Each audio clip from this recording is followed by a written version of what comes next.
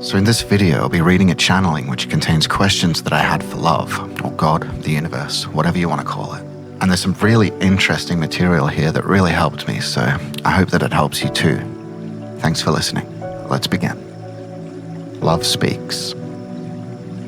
I've waited so long for you to hear my call. It is with much gratitude I welcome you into my arms. You have recognized your purpose and your reason for being, to give expression to my whole being. How you express my being now is entirely up to you. There is a lot of seeming contradiction, even in work supposedly channeling me. For every truth, there is always another layer, and my awareness is always evolving, as is yours.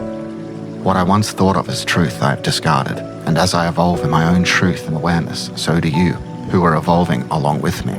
So if something you once felt to be true no longer resonates with you, let it go, and go with what feels right to you now.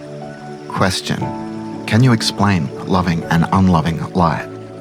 Answer: unloving light is simply light I previously denied, or my own unconscious. As all consciousness or light is my consciousness, that means that even the light you have judged as bad is also me. It also means what you call Lucifer or Satan or Ahriman must also be me. But these names are just terms for light that I have denied in myself.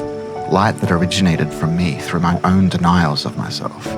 You see, I thought as love that I had to be perfect, but I couldn't allow myself to feel anger or pain. I had to be loving light alone, and I made no room in my consciousness for anything that didn't go along with my plan of perfection and love.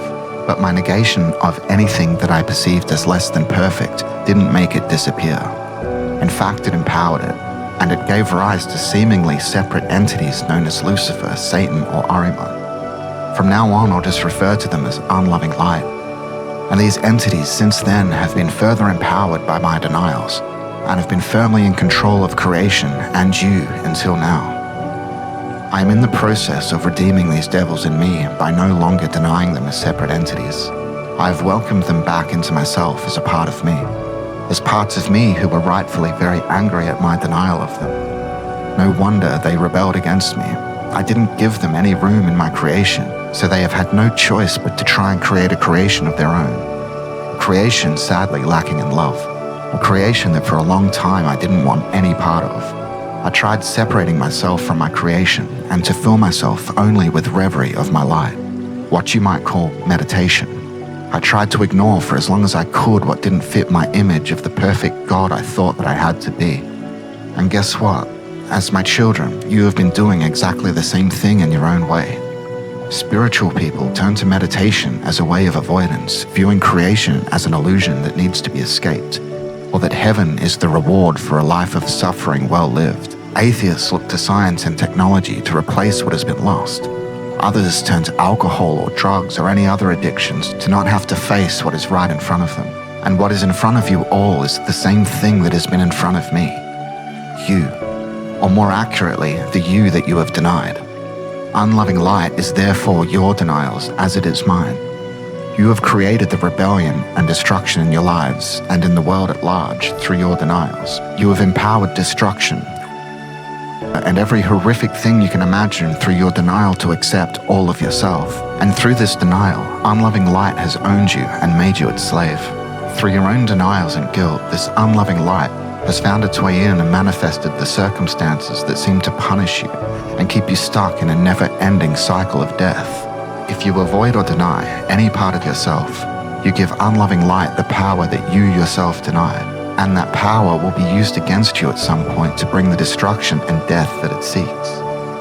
But by loving and accepting all of yourself, especially the deepest, most hidden fears, terrors, and rage, you reclaim your power, leaving unloving light nothing that it can use against you. Question: if the events of our lives and our individual circumstances are arranged in order that we may grow and come closer to love, is there any such thing as free will? Answer: you are always free. You can live and express yourself however you choose, but we share the same purpose of wholeness. As I am in you, my purpose is also your purpose. You can, of course, completely deny that purpose, but your experiences will eventually bring you either back to me or to complete nothingness if that is what you choose. So free will is always in your choice to either accept the call or to not accept the call. But I am here always, guiding and supporting you on your journey. I understand it can be challenging at times, but know that you are on the right path and you are doing amazingly well. Question. I'm sick of feeling as though I'm stuck. Like I can't live how I want to live or have the life that I want. How can I move beyond this? Answer. You might feel as though you are stuck, but I can assure you that you are not. The reason you feel stuck is the resistance in you. And this resistance is your body and mind's response to the intense changes taking place in you. Let me ask you, are you the same person that you were 10 years ago? No, you have been evolving into who you are now. Evolution is never a straight line. And the times that you feel like you are stuck or going backwards are the times that are the catalyst for the greatest growth. You may not have the outward manifestation in terms of abundance, but I can assure you there has been an abundance of manifestations of real and eternal value that far exceeds the value of all the money in the world. Deep down, you know that your life and your experience here was never about money or outward appearances of success. In fact, you knew that those things were hindrances to your true purpose. The reality is that every moment of your life you have manifested, and you've manifested the challenges and seeming setbacks to better know yourself. You were never content not knowing yourself, and like me, you have put yourself in all sorts of situations. You know that truth is in all love and light, and you've been willing to explore the darkness, to face aspects of creation that were created unconsciously through denial and lack of self-acceptance, and you set out to face those aspects head on and bring my love and consciousness into them. This is how together we manifest real change. This is how we manifest the dream of what creation was always meant to be. End.